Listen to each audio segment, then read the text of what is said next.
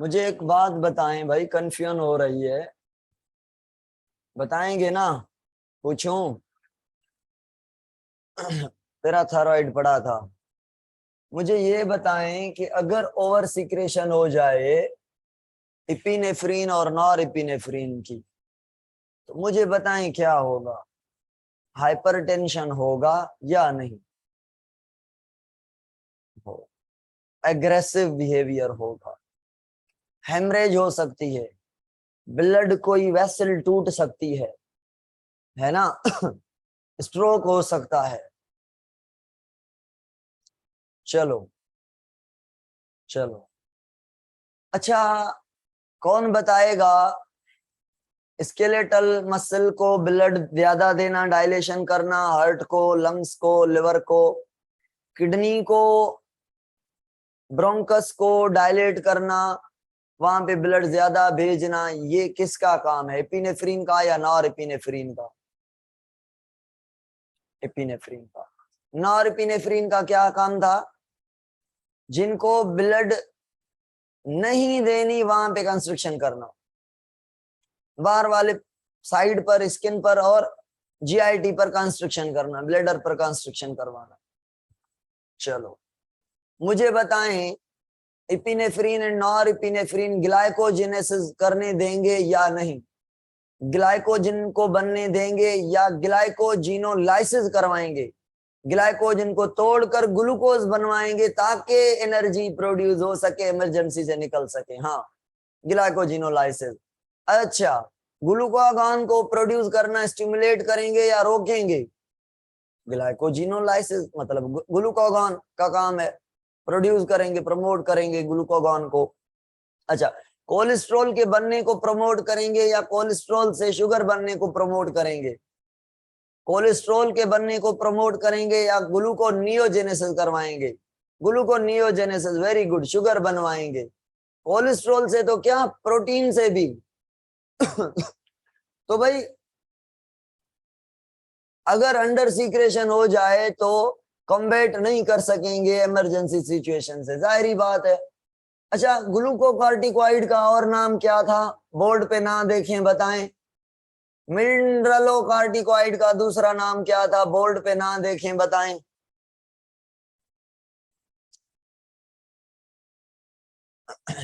चलो, cortisone and aldosterone are the respective name of glucocorticoid and mineralocorticoid. चलो, under secretion of cortical hormone क्या करेंगे? Addison disease पढ़ा था, और ओवर सीक्रेशन का कशिंग सिंड्रोम पढ़ा था। कहां गया ओवर सीक्रेशन का कशिंग सिंड्रोम? पढ़ा था। अब मुझे बताएं, एडिसन यानी अंडर सीक्रेशन, ग्लूकोज को बनाने वाला ग्लूकोकॉर्टिकॉइड, मिनरल्स को प्रोड्यूस करने वाला, इंक्रीज करने वाला मिनरलोकॉर्टिकॉइड यानी कार्टिसोल, एल्डोस्टेरोन कम हो जाए तो क्या होगा? मेटाबॉलिक रेट स्लो या फास्ट? स्लो होगा, डिस्टरबेंस हो जाएगी, पर्टिकुलर वीकनेस हो जाएगी, मसल एक्शन जो है लॉस ऑफ साल्ट की वजह से ये स्ट्रेस सिचुएशन को सही हैंडल नहीं किया जाएगा। ठीक है, कोल्ड में तो कोलैप्स भी हो सकती है, डेथ भी हो सकती है। क्यों? कोल्ड जब आ जाएगी, आपके मसल कॉन्ट्रैक्ट करना सही नहीं करेंगे तो हीट कैसे जनरेट होगी? कोल्ड कंडीशन में खास करके डेथ हो सकती है, कोल्ड में मसल कोलैप्स कर जाएंगी, इन हार्मोन की कमी की वजह से, एनर्जी की कमी की वजह से, साल्ट की कमी की वजह से। ठीक है, ओवर सीक्रेशन जो है इन हार्मोन की क्या करेगी? मेटाबॉलिज्म जो है बढ़ जाएगा, प्रोटीन ब्रेकडाउन। अगर मेटाबॉलिज्म बढ़ गया, मुझे बताएं, प्रोटीन ब्रेक होगी या प्रोटीन बनेगी? ब्रेक होगी। मेटाबॉलिज्म बढ़ गया तो एनर्जी बर्न हो रही है ना, एनर्जी प्रोड्यूस हो रही है ना, तो प्रोटीन टूटेगी तो वेट लॉस होगा, मस्क्यूलर एंड बोन वीकनेस होंगी। ठीक है ना? और उसके अलावा एंड्रोजन के बारे में मैंने नहीं बताया। एंड्रोजन एक हार्मोन है जो एडर्नल ग्लैंड से प्रोड्यूस होता है। इसको हम टेस्टोस्टेरोन के नाम से भी पहचानते हैं, टेस्टोस्टेरोन भी कहते हैं इसको। ये एडर्नल ग्लैंड से, उसके कॉर्टेक्स से पैदा होता है स्मॉल अमाउंट में, मेल में भी एंड फीमेल में भी। मेल में ये हार्मोन ज्यादा होता है क्योंकि ये टेस्टिस से भी बनता है। 2 टाइम्स ज्यादा लिपिड में एनर्जी होती है, 3 टाइम्स नहीं भाई। It is a major site of secretion of testis which is in the male gonads. ठीक है, ये पढ़ा था हमने कल, आज पढ़ेंगे गोनेड्स। आ जाएं भाई, गोनेड्स पे आते हैं।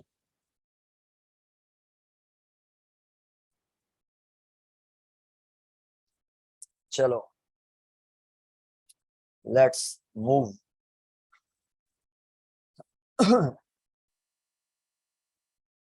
गोनेड्स कहते हैं हम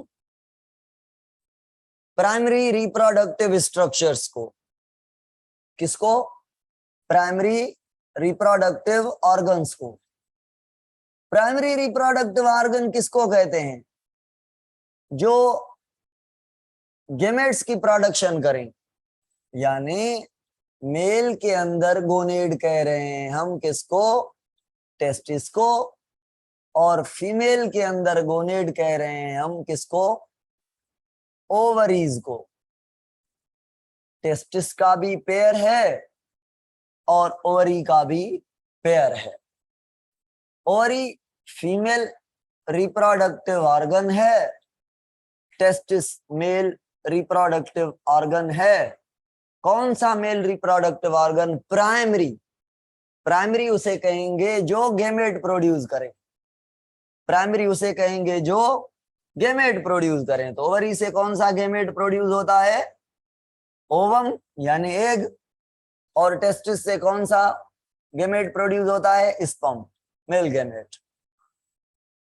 तो भाई ये गोनेड्स जो हैं ये वर्क करते हैं एज एंडोक्राइन ग्लैंड, मींस ये प्रोड्यूस करते हैं हार्मोन। गोनेड से एक अदद हार्मोन प्रोड्यूस होता है मेल गोनेड टेस्टिस से, जिसका नाम होता है टेस्टोस्टेरोन। टेस्टोस्टेरोन मेल का हार्मोन है। और फीमेल की ओवरी से हार्मोन प्रोड्यूस होते हैं जो, उनमें से एक का नाम है एस्ट्रोजन और दूसरे का नाम है प्रोजेस्टेरोन। ये ओवरी से हार्मोन प्रोड्यूस होते हैं दोनों, और ये टेस्टिस से हाउ, कैसे, क्या करेंगे, कब प्रोड्यूस होंगे, समझेंगे अभी के अभी। सुने भाई, एक हार्मोन हमने पढ़ा था जिसका नाम था गोनेडोट्रोफिन रिलीजिंग फैक्टर या रिलीजिंग हार्मोन। याद है? गोनेडोट्रोफिन रिलीजिंग हार्मोन या रिलीजिंग फैक्टर हाइपोथैलेमस से प्रोड्यूस होता है। ये सीधा आता है पिट्यूटरी ग्लैंड पर, और पिट्यूटरी ग्लैंड से हार्मोन प्रोड्यूस करवाता है जिसका नाम है FSH एंड LH। ये दो हार्मोन कहां से प्रोड्यूस होते हैं? पिट्यूटरी ग्लैंड से। फॉलिकल स्टिमुलेटिंग हार्मोन फॉलिकल्स को स्टिमुलेट करता है। एक्चुअली जो ओवरी है हमारी फीमेल के अंदर, उसके अंदर छोटे छोटे पाउच पड़े होते हैं। ओवरी बनी इन पाउच की होती है। इन पाउचेस को कहा जाता है फॉलिकल्स। इन पाउचेस को क्या कहा जाता है? फॉलिकल्स। और ये जो फॉलिकल्स हैं, इन फॉलिकल के अंदर इमेच्योर एग होता है। इमेच्योर एग होता है। उस इमेच्योर एग को हम कहते हैं oocyte। oocyte मतलब इमेच्योर एग, अनमेच्योर एग। अब इन फॉलिकल को स्टिमुलेट किया जाता है। कौन स्टिमुलेट करता है? FSH।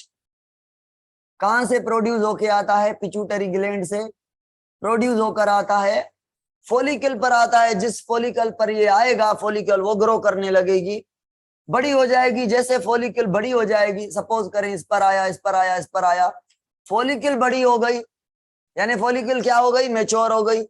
तो फॉलिकल को मैच्योर जैसे किया, तो इसके अंदर जो फॉलिकल के अंदर क्या था भाई? इमेच्योर एग था। तो वो एग भी बड़ा हो गया, मैच्योर हो गया, ये बड़ा हो गया एग। अब ये जो इमेच्योर था, इसे हमने कहा oocyte या इमेच्योर एग। अब ये जो मेच्योर हो गया है इसे हम कहेंगे ओवम या मेच्योर एग या मेच्योर oocyte। तो इस फॉलिकल को भी तो मेच्योर फॉलिकल कहेंगे ना, बताएं कमेंट में इस फॉलिकल को क्या कहेंगे? मेच्योर फॉलिकल, जिसको हम नाम देते हैं ग्राफियन फॉलिकल। दरअसल होता क्या है, होता कुछ यूं है कि मेंस्ट्रुअल साइकिल आपको पढ़ाऊंगा मैं रिप्रोडक्शन चैप्टर में, एक से लेकर 28 दिन तक का पीरियड होता है। Menstrual cycle, monthly cycle, monthly जो फीमेल के अंदर मेंसेस आते हैं, मेंस्ट्रुएशन होती है, ब्लीडिंग होती है। 28 दिन नॉर्मल, कम या बढ़ सकती है ये। तो क्यों चलती है ये मेंस्ट्रुअल साइकिल, ये तो हम बाद में डिटेल में पढ़ेंगे, थोड़ा बहुत जान रहे हैं अभी। बात कुछ यूं है कि फीमेल के अंदर जो ओवरी है ये प्रोड्यूस करती है एग, ओवम। एग को प्रोड्यूस करवाने वाला जो हार्मोन होता है वो एफएसएच होता है। ये कहां से पैदा हो रहा है? ओवरी। ओवरी से कहां से? फॉलिकल से। तो जो छोटी फॉलिकल होती है, जो छोटी फॉलिकल होती है ये वाली, उसे हम प्रिमोर्डियल फॉलिकल कहते हैं या इमेच्योर फॉलिकल कहते हैं। इमेच्योर फॉलिकल कह लें, आगे डिटेल में पढ़ाऊंगा मैं। इसको बड़ा किया किसने? एफएसएच ने। और बड़ा किया किसने? एफएसएच ने। तो ये बन गई प्राइमरी फॉलिकल, और बड़ी हुई सेकेंडरी फॉलिकल, और बढ़ गई टर्शरी फॉलिकल। जब फुल बड़ी हो गई तो ग्राफियन फॉलिकल।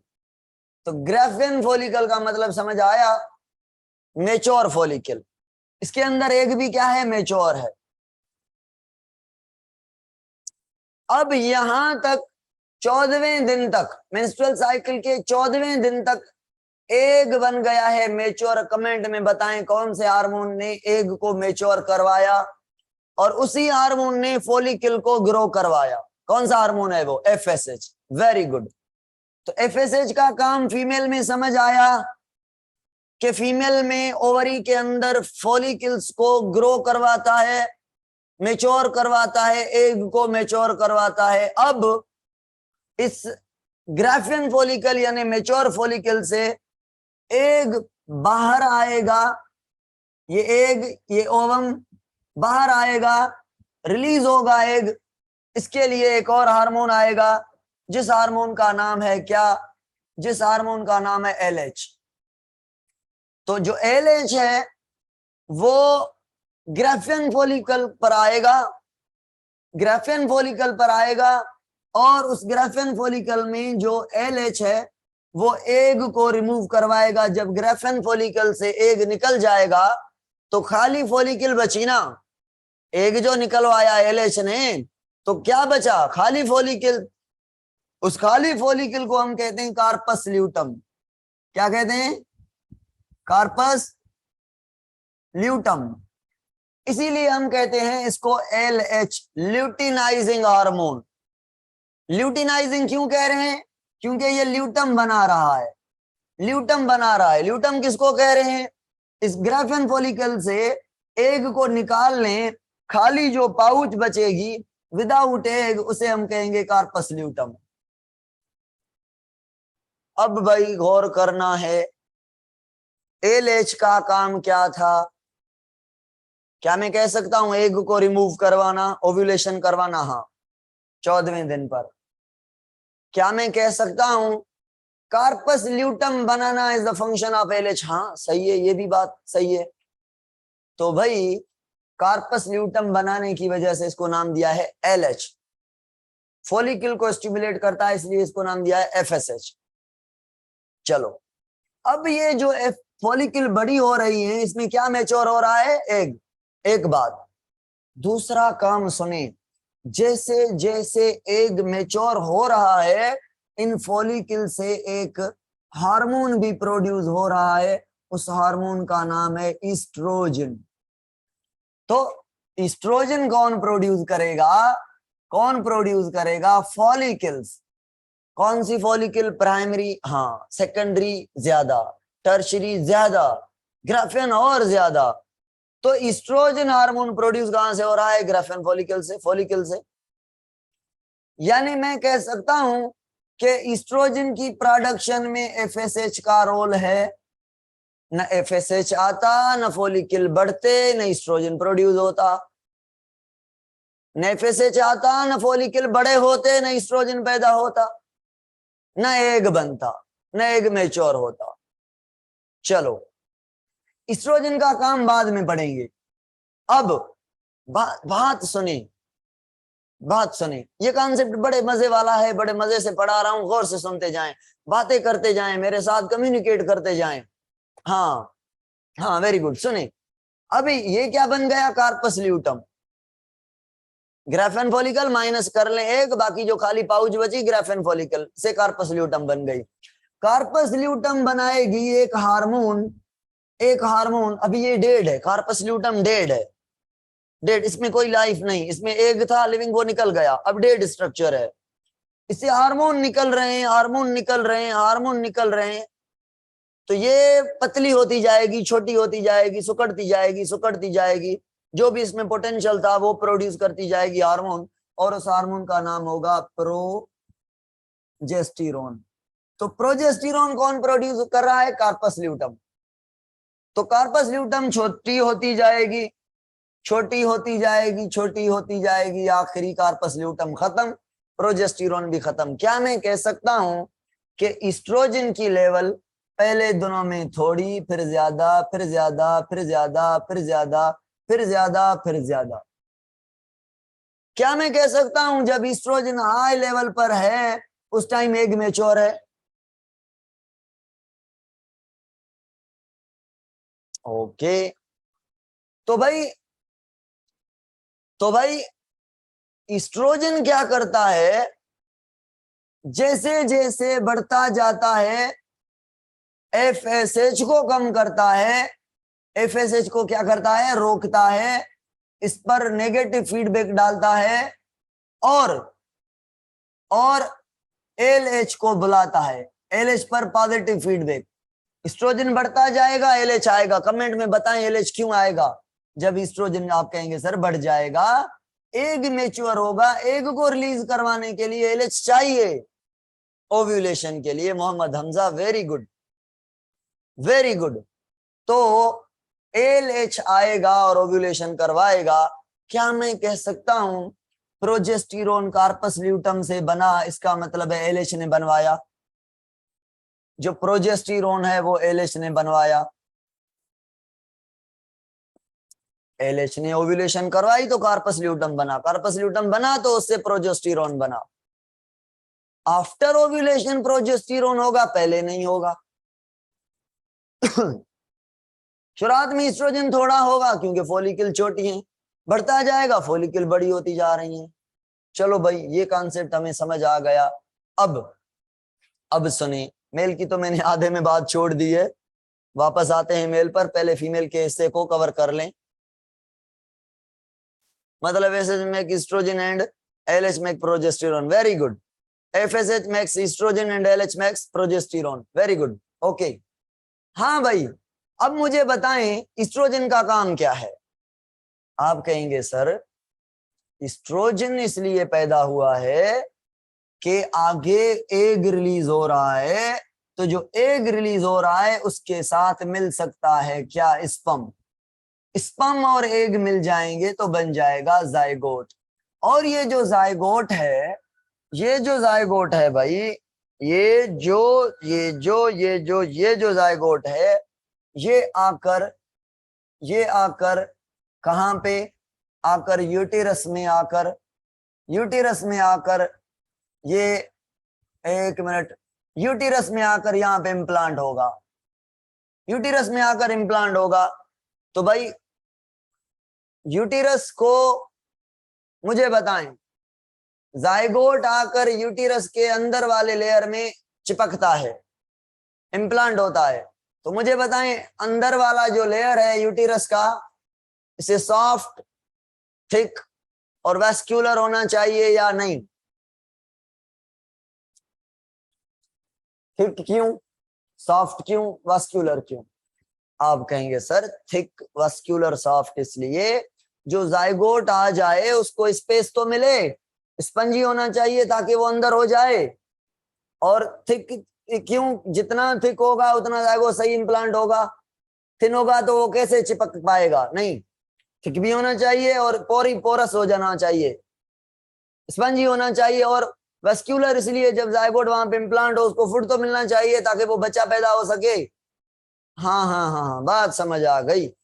तो ये इस्ट्रोजन क्या करता है, इस्ट्रोजन क्या करता है, सुनते जाएं। इस्ट्रोजन का काम नंबर 1, इस्ट्रोजन का काम नंबर 1 क्या है भाई? पहला काम है एंडोमेट्रियम को मेंटेन करना, उसको ग्रोथ करना, उसको ग्रोथ करना। एंडोमेट्रियम क्या है? यूटेरस की अंदर वाली लेयर, इसको कहते हैं क्या? एंडोमेट्रियम। बाहर वाली को पेरीमेट्रियम और बीच वाली को मायोमेट्रियम। मायोमेट्रियम बर्थ के काम आती है, पेरीमेट्रियम प्रोटेक्ट करती है, एंडोमेट्रियम बच्चे को डेवलप करने में, जगह देने में, इम्प्लांटेशन में रोल प्ले करती है। बीच वाली मस्क्यूलर है मायोमेट्रियम। तो एंडोमेट्रियम को ग्रो करता है, थिक करता है, स्पंजी करता है, वस्क्यूलर करता है। उसके अलावा इस्ट्रोजन सेकेंडरी सेक्सुअल कैरेक्टर देता है, सेकेंडरी सेक्सुअल कैरेक्टर देता है।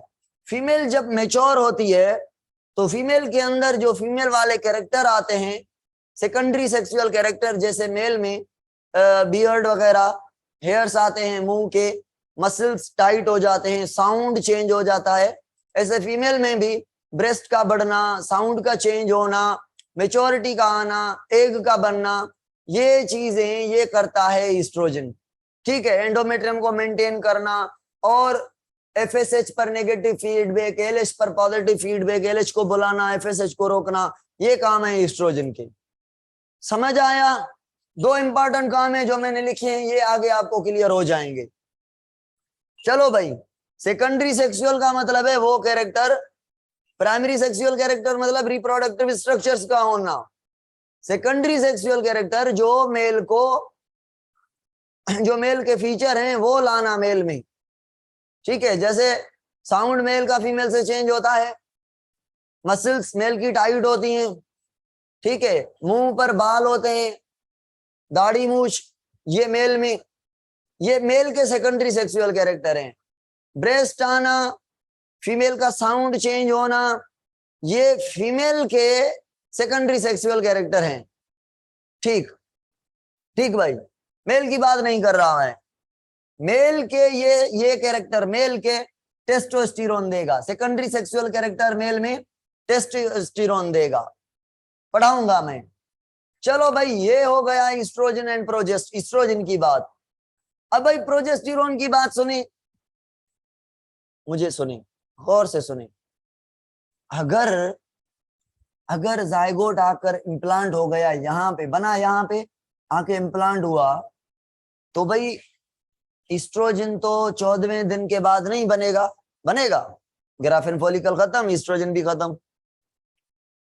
तो एंडोमेट्रियम को कौन मेंटेन करके रखे? रखना चाहिए ना एंडोमेट्रियम को मेंटेन, बच्चा वहां पे ग्रो कर रहा है, तो आफ्टर ओव्यूलेशन प्रोजेस्टेरोन कह रहा है मैं काम करूंगा इस्ट्रोजन वाला। तो प्रोजेस्टेरोन क्या करता है? एंडोमेट्रियम को मेंटेन करता है। इसने एंडोमेट्रियम को ग्रो करवाया, स्टार्ट इसने काम किया, उस काम को कंटिन्यू प्रोजेस्टेरोन कर रहा है, एंडोमेट्रियम को वास्कुलर रखना, मोर वेस्कुलर, मोर थिक, मोर स्पंजी, बच्चे को सपोर्ट करना, प्रोजेस्टेरोन। आप कहेंगे सर प्रोजेस्टेरोन भी तो 28वें दिन तक खत्म हो जाएगा, क्योंकि कार्पस ल्यूटम 28वें 27वें दिन खत्म। हाँ भाई, फिर आप कहेंगे क्या होगा? मैं कहूंगा भाई सुने, जब प्रोजेस्टेरोन खत्म हो जाएगा तब तक बच्चे ने अपनी मां के साथ कनेक्शन बना लिया होगा, and that connection is said to be edge, write in the comment box, जल्दी बताएं उस कनेक्शन का नाम बताएं जो बच्चे और मां के बीच बनता है। आप लिखेंगे प्लेसेंटा।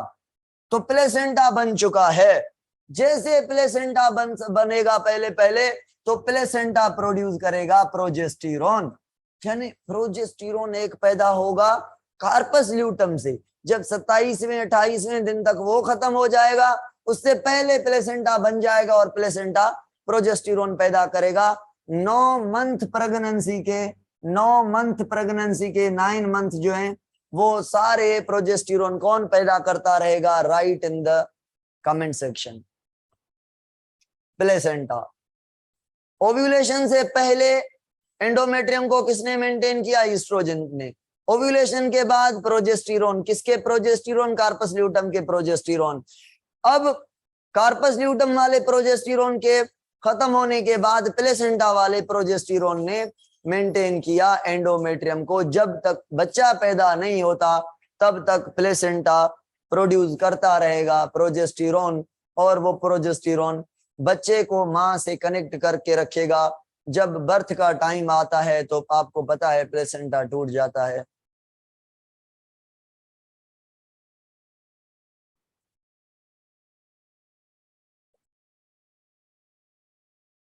कौन से हार्मोन का रोल है प्रेगनेंसी को होल्ड करवाने में?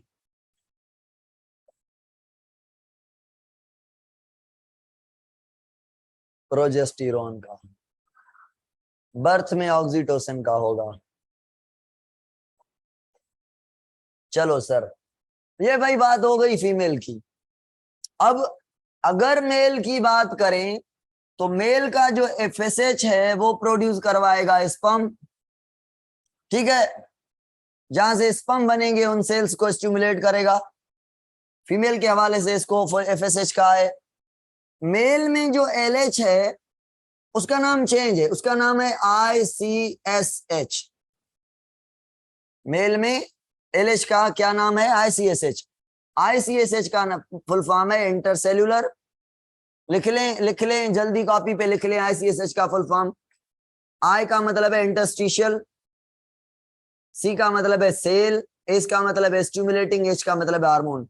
इंटरस्टिशियल सेल को स्टिमुलेट करने वाला हार्मोन आप कहेंगे। सर बात समझ नहीं आई। दरअसल टेस्टिस के अंदर होते हैं सेमिनिफेरस ट्यूब्यूल। क्या होते हैं? Seminiferous tubules. ये सेमिनिफेरस ट्यूब्यूल के बीच, सेमिनिफेरस ट्यूब्यूल के बीच, सेमिनिफेरस ट्यूब्यूल के बिटवीन, सेमिनिफेरस ट्यूब्यूल के बीच ये सेल्स होते हैं।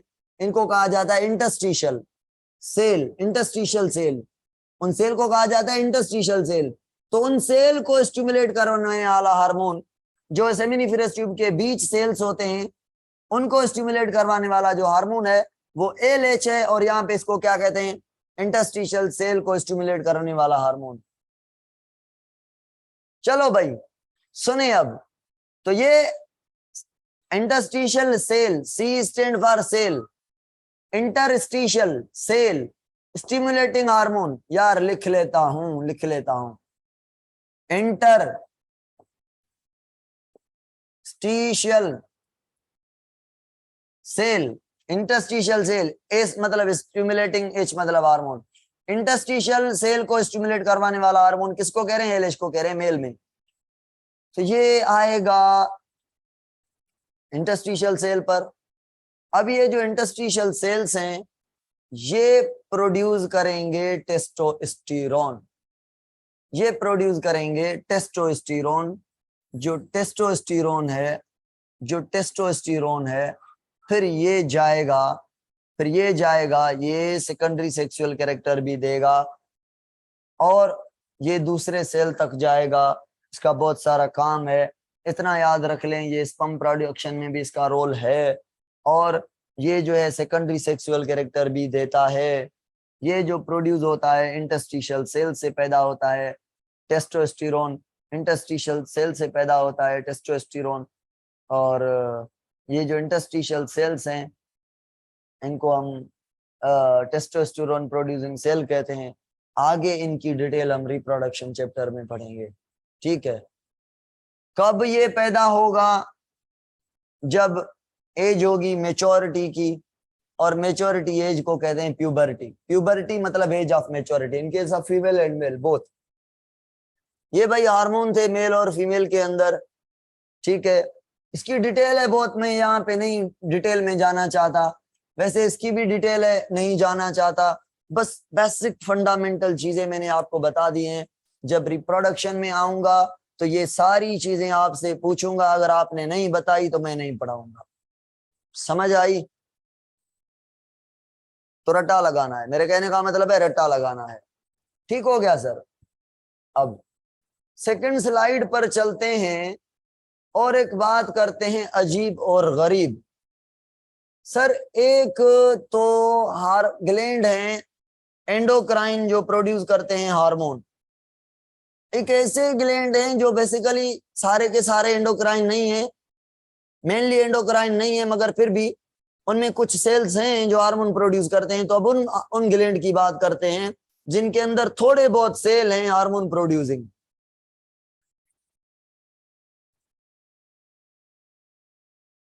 तो भाई ब्लैक कर ली मैंने मार्कर। तो भाई अदर एंडोक्राइन ग्लैंड को हम पढ़ रहे हैं, अदर एंडोक्राइन ऑर्गन को पढ़ रहे हैं जो एंडोक्राइन बेसिकली नहीं है मगर वर्क करते हैं एंडोक्राइन। इसका मतलब है इनमें कुछ सेल एंडोक्राइन है। आए भाई, सुना है नाम हार्मोन का जिसका नाम है गेस्ट्रिन?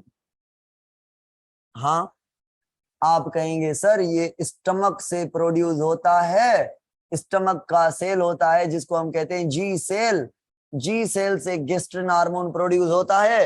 ये गेस्ट्रिन हार्मोन स्टमक के जो अंदर वाली वॉल है उनमें जी सेल्स होते हैं, उन जी सेल्स में ये हार्मोन प्रोड्यूस होकर ये जाता है ऑक्जेंटिक सेल तक। ऑक्जेंटिक सेल को हम पेराइटल सेल भी कहते हैं। ये HCl प्रोड्यूस करते हैं। तो गेस्ट्रिन हार्मोन वो हार्मोन है जब हम खाने को सूंघते हैं, देखते हैं, चखते हैं, जब टाइम होता है खाने का तो दिमाग से जब आपके सोच में आता है यार अभी बर्तन के आवाज आ रहे हैं मतलब खाना आ रहा है, तो आपका दिमाग स्टमक को मैसेज देता है, स्टमक गेस्ट्रिन प्रोड्यूस करता है, फिर ये गेस्ट्रिन ब्लड में जाकर फिर स्टमक के ही किसी और सेल के पास जाता है, भाई तैयारी करो, तैयारी करो, खाना आ रहा है। तो स्टिमुलेट करता है स्टमक को पीएच को मेंटेन करने में, पेप्सिन को एक्टिवेट करने में। तो HCl प्रोड्यूसिंग सेल को स्टिमुलेट करता है, ऑक्जेंटिक सेल या पेराइटल सेल को गेस्ट्रिन। तो स्टमक भी एक एंडोक्राइन ग्लैंड तौर काम करता है जैसे कि प्रोड्यूस कर रहा है गेस्ट्रिन। उसके अलावा अगर बात करूं दूसरे नंबर पर तो भाई इंटेस्टाइन की बात करते हैं। अब इंटेस्टाइन, इंटेस्टाइन ये भी हार्मोन प्रोड्यूस करता है, इसका ड्यूडिनम। इसके एक हार्मोन का नाम है सीक्रेटिन और दूसरे का नाम है cholecystokinin. Cholecystokinin two hormones produce by the intestine, और इंटेस्टाइन के कौन से पार्ट ने? ड्यूडिनम के पार्ट ने हार्मोन प्रोड्यूस किए। कब? जब स्टमक का जो फूड है, स्टमक का जो फूड है वो आ गया किसके पास? स्मॉल इंटेस्टाइन के पास आ गया। ये स्मॉल इंटेस्टाइन है। तो यहां से जो फूड आया, यहाँ पे मुझे बताएं ये कौन सा फूड है, बेसिक है या एसिडिक है? आप कहेंगे सर मादे से आ रहा है, एसिडिक है। तो इस इंटेस्टाइन ने, ड्यूडिनम ने चिल्लाना शुरू किया, एसिडिक फूड आ गया, मैं मर गया, मैं मर गया, मुझे बचाओ। और इसकी जो चिल्लाना है वो क्या है? इसने क्या किया? ये इसके आवाज है, ये हार्मोन प्रोड्यूस किए इसने। अब ये क्या करेगा? ये बचाएगा, इसको एसिडिक फूड से बचाएगा। इस एसिडिक फूड को कन्वर्ट कर देगा बेसिक में। कैसे? आप कहेंगे सर ये जो सीक्रेटिन है, ये सीक्रेटिन सॉरी,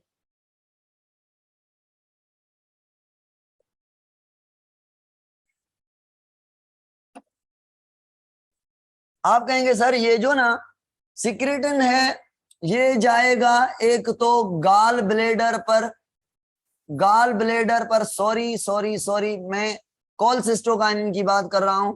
ये कोलसिस्टोकाइनिन और सीक्रेटिन दोनों किसने प्रोड्यूस किए? इंटेस्टाइन ने। पहले ये बात करूंगा तो बात समझ सही आ जाएगी। पहले ये फिर ये जाएगा गाल ब्लेडर के पास। गाल ब्लेडर को कहेगा आपके पास क्या पड़ा है? तो भाई आपको पता है पता है कि गाल ब्लेडर जो है हमारा, वो गाल ब्लेडर कहाँ पर है? आप कहेंगे सर ये लिवर है और ये लिवर के साथ ही यहाँ पे गाल ब्लेडर है। तो गाल ब्लेडर से जो डक्ट आती है ये बाइल लेकर आती है ना, ये बाइल डक्ट, ये आपकी पेंक्रियाटिक डक्ट हो गई, ये आपका जो है वो पेंक्रियाज हो गया। कमेंट में बताएं ये 1 जिसको कह रहा हूं ये डक्ट कौन सी है, जिसको 2 कह रहा हूं ये डक्ट कौन सी है, और जिसको 3 कह रहा हूं ये क्या है, जिसको 4 कह रहा हूं ये क्या है?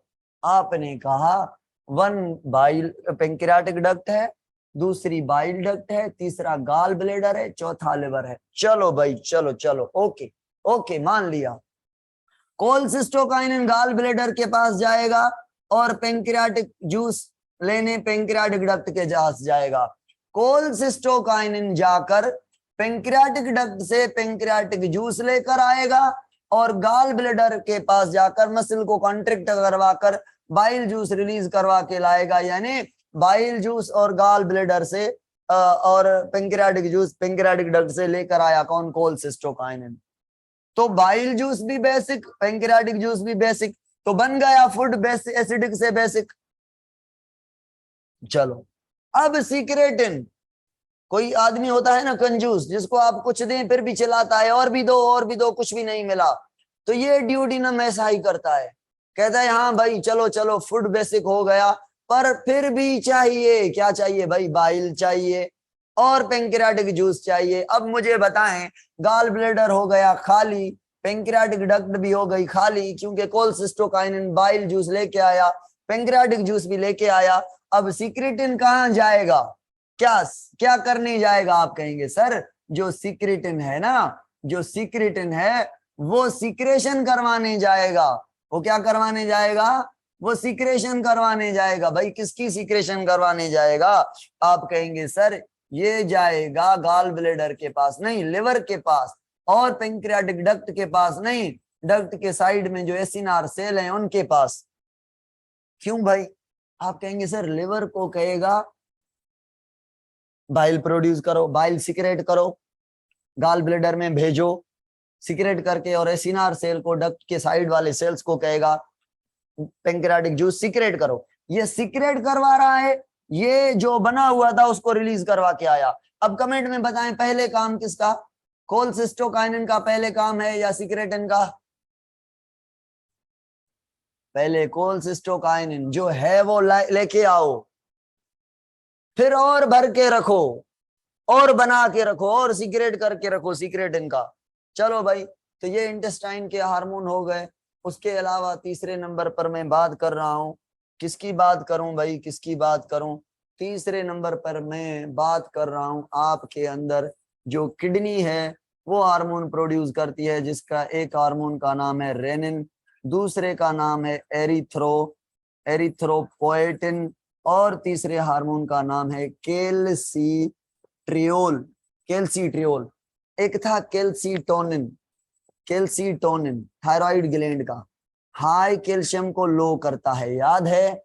एक था पैराथ्रोमोन, पैराथ्रोमोन पैराथायराइड से ये लो कैल्शियम को बढ़ाता है ना?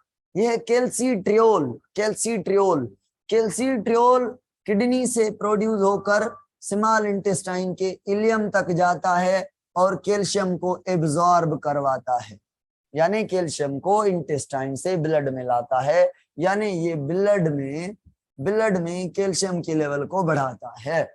और एरिथ्रोपोएटिन जब आपके बॉडी में ब्लीडिंग हो जाए, ब्लड की कमी हो जाए, इंजरी हो जाए, कट लग जाए, या डिलीवरी का टाइम हो, बर्थ का टाइम हो, या एक्सीडेंट हो जाए, जब ब्लड कम पड़ जाए, तो ये हार्मोन एरिथ्रोपोएटिन सीक्रेट होता है और जाता है बोन मेरो पर जाता है, बोन मेरो पर जाकर प्रोड्यूस करवाता है रेड ब्लड सेल को। रेड ब्लड सेल को प्रोड्यूस करवाता है एरिथ्रोपोएटिन। कहां से? बोन मेरो से। कब? जब ब्लड की कमी हो जाए, ब्लीडिंग, गट इंजरी वगैरह वगैरह की कंडीशन में।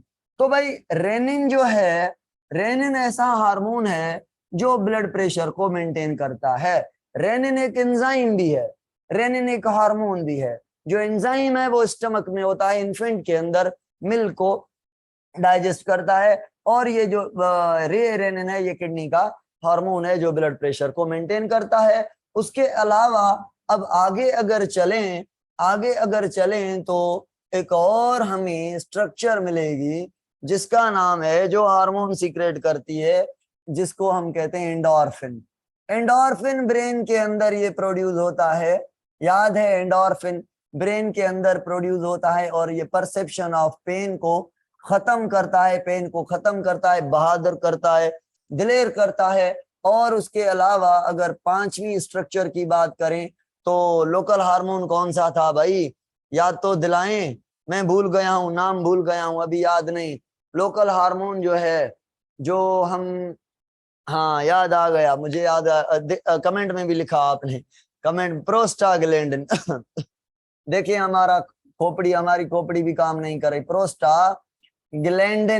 प्रोस्टाग्लैंडिन एक हार्मोन है जिसको हम लोकल हार्मोन कहते हैं, क्योंकि ये सारी बॉडी में हर किसी सेल, कोई भी सेल ये प्रोड्यूस कर सकता है, ऑल बॉडी सेल कर सकते हैं। कब? जब सेल को कट लगे, इन्फेक्शन लगे, तो ये कहां से भी प्रोड्यूस हो सकता है, इसीलिए हम क्या कहते हैं इसको, लोकल। बाकी जो हार्मोन है स्पेसिफिक जगह से बनते हैं, ये हर किसी सेल से बन सकता है, इसीलिए इसको लोकल हार्मोन कहते हैं। प्रोस्टाग्लैंडिन एक फैटी एसिड का डेरिवेटिव होता है जिसको कहते हैं अराचिडोनिक।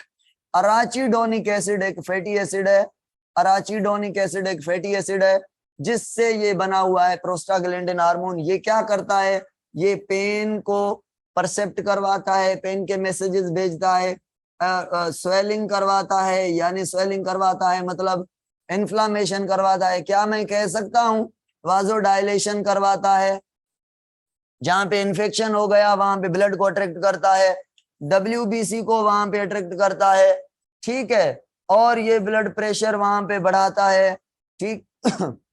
और जो है फीवर को काज करता है, बुखार देता है। जब भाई चोट लगती है, बुखार आता है, ब्लड प्रेशर वहां पे राइज, ब्लड ज्यादा आ गई ना, ज्यादा आ गई तो blood pressure rise, WBC protection के लिए मंगवाता है, स्वेलिंग, इन्फ्लामेशन करवाता है, वाजोडाइलेशन, परसेप्शन ऑफ पेन करवाता है प्रोस्टाग्लैंडिन।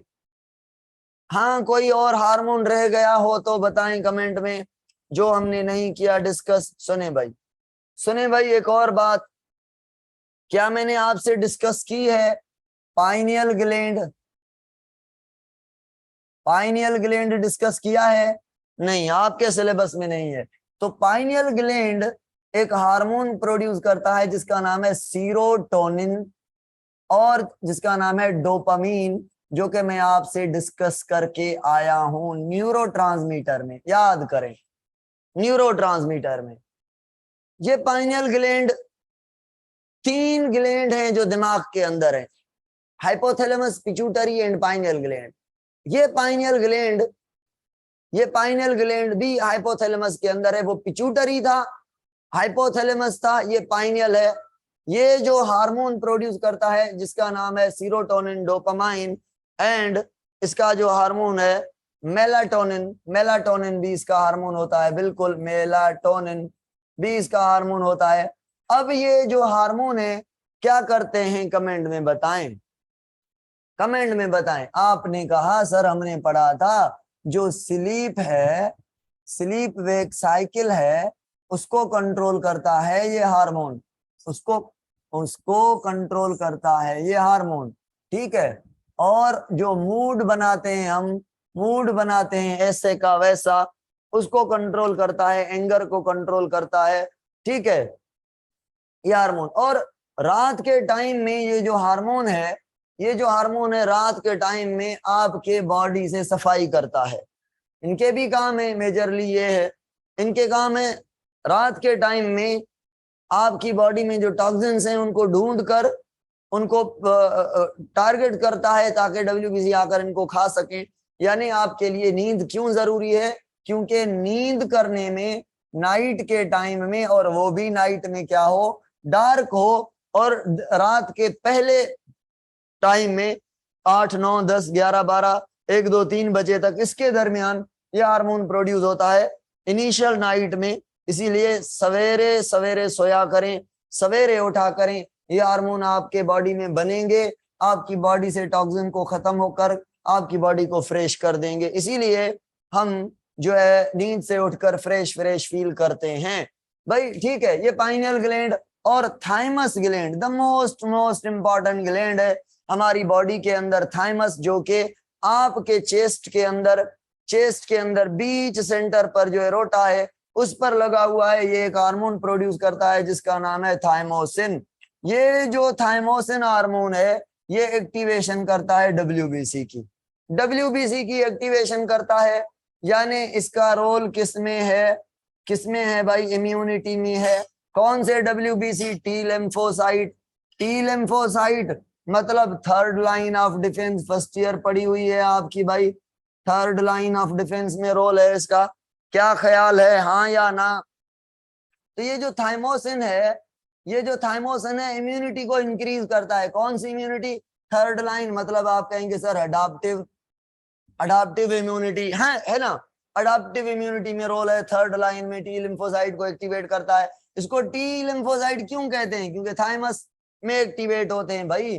थाइमस बड़ा होता है बच्चे में, बेबी में थाइमस बड़ा होता है। जैसे बेबी एडल्ट बनता है थाइमस छोटा हो जाता है। जैसे ओल्ड बनता है 60 साल तक थाइमस खत्म। तो इसलिए भाई थाइमस जब ज्यादा होगा तब अडाप्टिव इम्यूनिटी आएगी। थाइमस कब बढ़ा है? जब बच्चा छोटा है। तो इम्यूनिटी बढ़ाने के लिए जो हम वैक्सीन वगैरह करते हैं, एडल्ट को क्यों नहीं करते, बूढ़े आदमी को क्यों नहीं करते? क्योंकि उनमें थाइमस नहीं होता। छोटे बच्चे को करते हैं क्योंकि उसमें थाइमस है। जब तक थाइमस है हम इम्यूनिटी को अडॉप्ट कर सकते हैं। थाइमस खत्म हो जाएगा तो अडॉप्टिव इम्यूनिटी नहीं आएगी। इसीलिए बूढ़े आदमी को सारी बीमारियां आके लगती हैं। ठीक है, ये हो गया हमारा सारे का सारा chapter. Chemical coordination and nervous coordination, दोनों चैप्टर यहां तक हो गए कंप्लीट। अब हम पढ़ेंगे next chapter. The next chapter will be genetics पढ़ के आना, बहुत बहुत इंपॉर्टेंट चैप्टर है। इसीलिए मैं जेनेटिक्स स्टार्ट कर रहा हूं कि जेनेटिक्स को स्लो पढ़ना है, आहिस्ता पढ़ना है। अगर लास्ट में जेनेटिक्स को छोड़ेंगे तो ये जो जेनेटिक्स है हमारे गले में पड़ जाएगा। अगर गले में पड़ जाएगा तो काम नहीं चलेगा भाई। समझ आई मेरी बात? तो जेनेटिक्स के लिए प्रिपेयर रहें। ये सर पिछली स्लाइड और भी पीछे करूं? बताएं, और पीछे करूं? लेक्चर अपलोड करते हैं भाई, ये और पीछे। चलो, क्या करना था मुझे? एक मिनट।